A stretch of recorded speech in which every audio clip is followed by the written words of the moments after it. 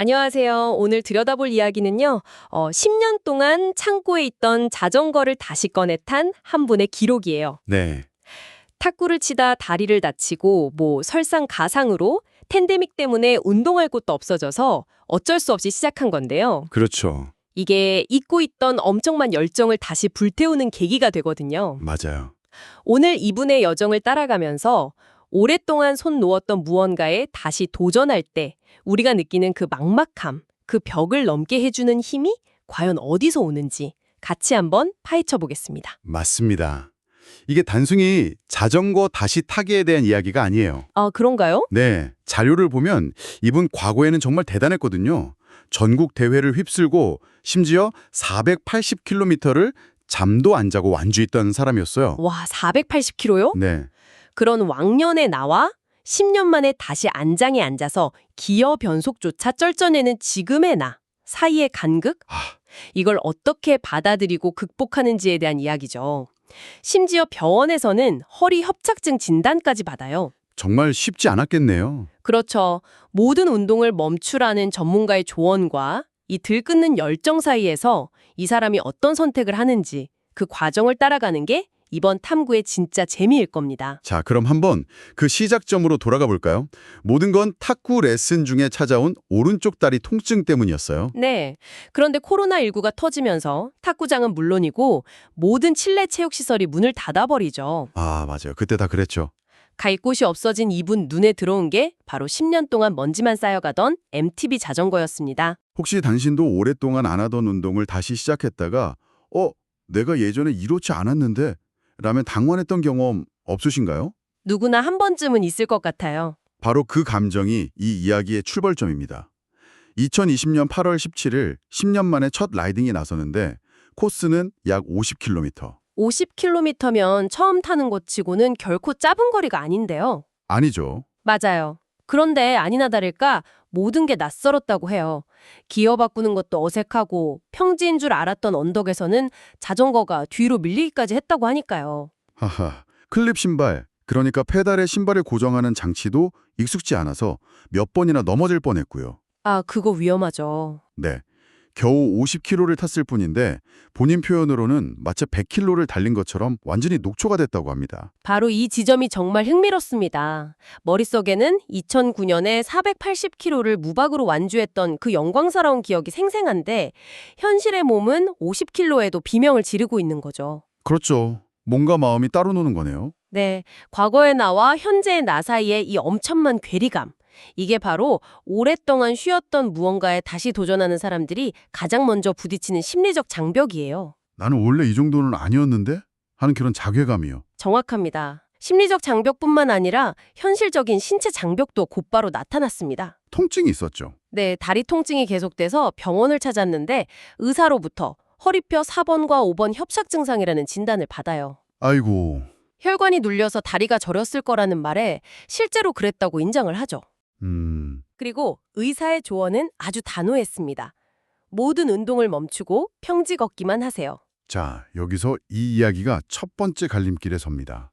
전문가인 의사는 명확하게 멈추라고 했어요. 네. 만약 당신이 이런 상황이라면 어떤 선택을 하시겠어요? 저라면 일단은 의사 말을 따랐을 것 같아요. 무서워서라도요. 대부분은 아마 그랬을 겁니다. 그렇죠. 그런데 이분은 달랐어요. 물론 진통제를 먹고 물리치료를 받긴 했지만 결국 다시 안장 위에 오릅니다. 네. 전문가 입장에서 보면 이건 좀 무모한 행동 아닌가요? 의학적 조언을 정면으로 무시하는 건데 이걸 어떻게 봐야 할까요? 아주 중요한 질문입니다. 객관적으로는 무모해 보일 수 있죠. 그리고 저희가 의학적 조언을 무시하라고 권하는 건 절대 아닙니다. 당연하죠. 하지만 여기서 우리가 봐야 할 건 위험 감수와 삶의 질 사이의 개인적인 선택입니다. 아, 선택의 문제다. 네. 그에게 자전거는 단순한 운동이 아니라 팬데믹과 부상으로 잃어버린 활력을 되찾는 거의 유일한 탈출구였을 수 있어요. 통증을 안고 아무것도 안 하는 삶과 통증을 관리하며 열정을 좇는 삶 사이에서 후자를 택한 거죠. 그 선택이 어떤 결과를 낳는지 지켜보는 것이 이 이야기의 흥미로운 지점입니다. 혼자서는 한계가 있다고 느꼈는지 안양라이더 99라는 동호회에 가입합니다. 네. 그리고 정말 말도 안 되는 도전을 하죠. 동호회 가입 후 네 번째 라이딩인 9월 13일 무려 120km 거리의 김포 시암리 라이딩에 참여하기로 한 겁니다. 120km요? 50km에도 그렇게 힘들어했는데. 그러니까요. 본인 스스로도 미친 짓이었다고 회상해요. 여기서 이 도전이 얼마나 무모한지 알려주는 결정적인 단서가 있어요. 바로 자전거 종류입니다. 아, 자전거요? 네, 동료 2명은 로드바이크였고 이분은 혼자 MTB였어요. 그게 그렇게 큰 차이가 있나요? 엄청난 차이죠. 비유하자면 동료들은 잘 빠진 세단 2대로 시원하게 닦인 고속도로를 달리는데 혼자서 타이어 두꺼운 군용 지프를 몰고 따라가는 것과 비슷해요. 와, 비유가 확 와닿네요. MTB는 산악용이라 타이어가 두껍고 차체가 무거워서 평지 장거리 주행에서는 체력 소모가 비교도 안 될 만큼 심하거든요. 아, 이건 시작부터 엄청난 핸디캡을 안고 출발한 셈입니다. 아니나 다를까 동료들을 만나자마자 속으로 오늘 죽었구나 라고 생각했답니다. 출발과 동시에 그 예감은 현실이 됩니다. 시작부터 속도가 시속 30km를 넘어갔다고 해요. 와, 30이면 정말 빠른 건데요? 네. 여기서 수혈이라는 자전거 용어가 등장하는데요. 네, 수혈 혹은 피를 빤다고 표현하는데 다른 라이더 바로 뒤에 바짝 붙어서 달리는 기술, 즉 드래프팅을 말합니다. 아, 바람 저항을 피하는 거군요. 맞습니다. 앞사람이 바람을 다 막아주니까 힘을 20에서 30%나 아낄 수 있거든요. 이분도 어떻게든 선두 그룹의 피를 빨면서 따라가려고 발버둥 쳤지만 얼마 못 가서 그룹에서 떨어지고 맙니다. 본문에서는 그 상황을 흘러버렸다고 표현하죠. 맞습니다. 흘러버렸다. 자전거 동호인들 사이에서 쓰는 말인데 그룹의 속도를 못 이겨서 뒤로 처지는 걸 뜻합니다. 아, 마치 꽉 잡고 있던 끈을 놓쳐서 멀어지는 것처럼 한번 흐르면 다시 그룹에 붙는 건 거의 불가능에 가까워요. 그럼 이건 단순한 낙오가 아니네요. 그렇죠.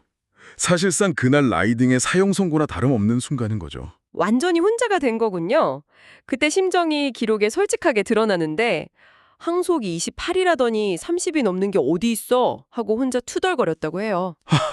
그럴 만도 하죠. 그리고 중간 지점인 합수부에 도착하면 그냥 집으로 돌아가야겠다고 결심합니다. 자신의 실력을 넘어선 과욕이었다고 자책하면서요. 그렇죠. 과거의 영광은 온데간데 없고 10년의 세월과 무뎌진 몸만 남았다는 걸 뼈저리게 느끼는 순간이었을 겁니다. 네, 바로 그 절망의 순간에 이야기는 예상치 못한 방향으로 흘러갑니다. 맞습니다. 그렇게 완전히 포기할 마음으로 합수부에 도착했는데 바로 여기서 이 모든 흐름을 뒤바꾸는 일이 일어납니다. 어떤 일이죠? 혼자 터덜터덜 왔을 거라고 생각했는데 저 멀리서 동료 2명이 자기를 기다리고 있었던 거예요. 아, 그리고는 아무 말 없이 그를 중간에 넣고 앞과 뒤에서 바람을 막아주는 대형으로 다시 달리기 시작합니다. 이게 바로 그룹 라이딩의 묘미이자 힘이죠. 단순히 바람을 막아주는 물리적 도움을 넘어서는 겁니다. 와, 그때의 기분을 KTX를 탄 것처럼 표현하는데 이 표현 정말 와닿네요. 그렇죠. 혼자 달릴 때 그 고통이 순식간에 사라졌다는 거잖아요. 정말 드라마틱한 변화입니다. 네. 꾸준히 시속 30km로 달리는데도 전혀 지치지 않았다고 해요.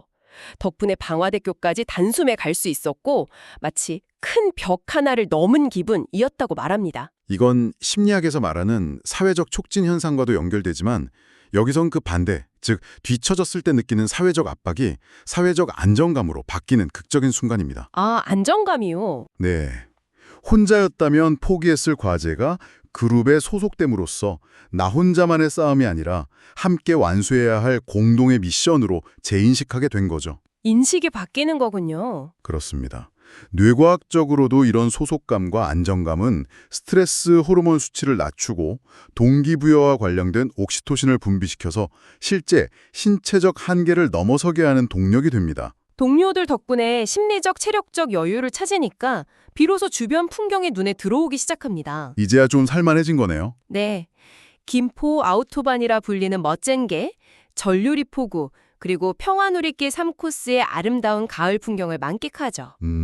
노랗게 익은 벼, 지저귀는 새들, 푸른 하늘을 보면서 잠시 코로나19의 답답함도 잊고 평화를 즐겼다고 합니다. 혼자서는 절대 볼 수 없었을 풍경이죠. 하지만 여정은 순탄하지만은 않았습니다.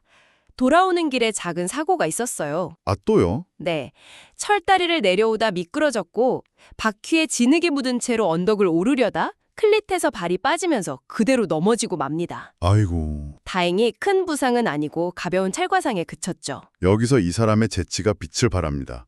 넘어져서 피가 나는 다리를 보면서 한 생각이 아주 인상 깊어요. 어떤 생각이었죠? 피를 빨고 왔더니 피를 보고 말았다라면서 이제 타인의 피는 그만 빨고 내 힘으로 가라는 하늘의 뜻인가? 라며 피식 웃었다고 하죠.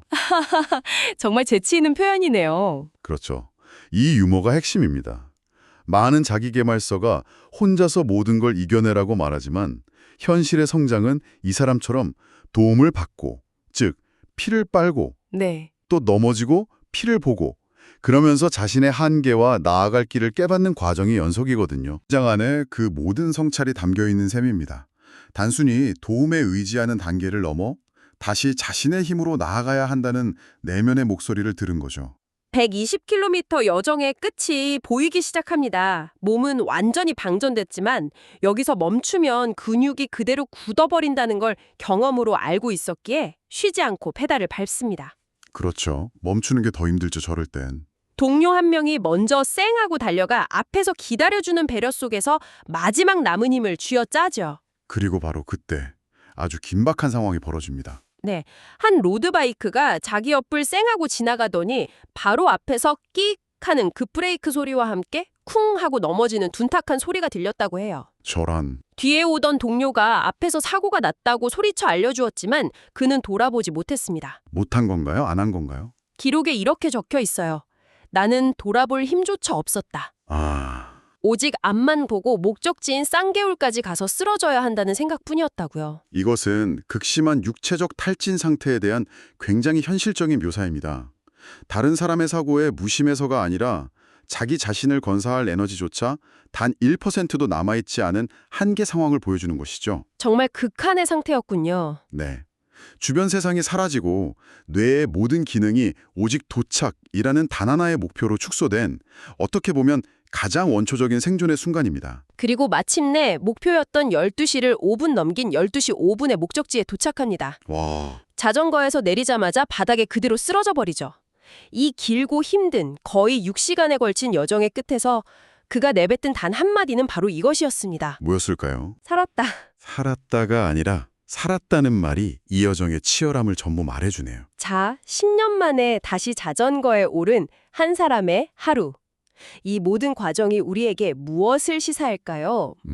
고통스러운 홀로서기로 시작해서 동료들의 도움으로 한계를 넘고 작은 사고를 통해 자신을 성찰하며 결국 목표를 완수한 이 이야기는 단순히 자전거를 타는 것 이상의 의미를 갖는 것 같습니다. 물론입니다.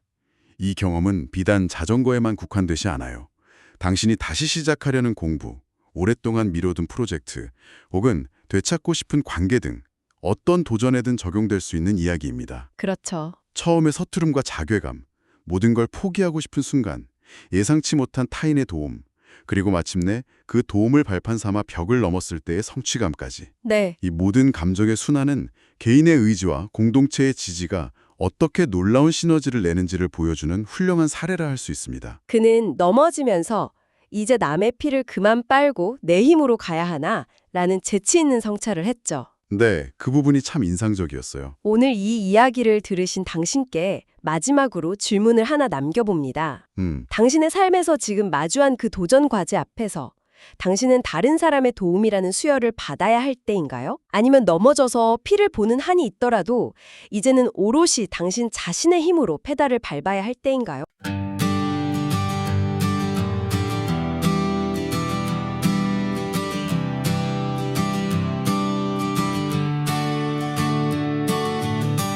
밟은 만큼 나아가는 길 거짓말은 없는 두 바퀴 내가 흘린 땀방울 따라 속도와 거리가 증명해주네 정직한 두 바퀴 겸손한 마음 세상 어디든 나를 데려가 힘과 땀으로 얻은 자유 행복을 여는 자전거의 노래 감당할 수 없네. 체력 없인 빛을 잃으니 어필 위에서 드러나는 건 오직 나의 준비된 실력뿐. 정직한 두 바퀴 겸손한 마음, 세상 어디든 나를 데려가. 힘과 땀으로 얻은 자유, 행복을 여는 자전거의 노래. 균형 잃으면 쓰러지고 브레이크 늦추면 멈출 수 없네. 중력과 속도의 진실 앞에서 나는 다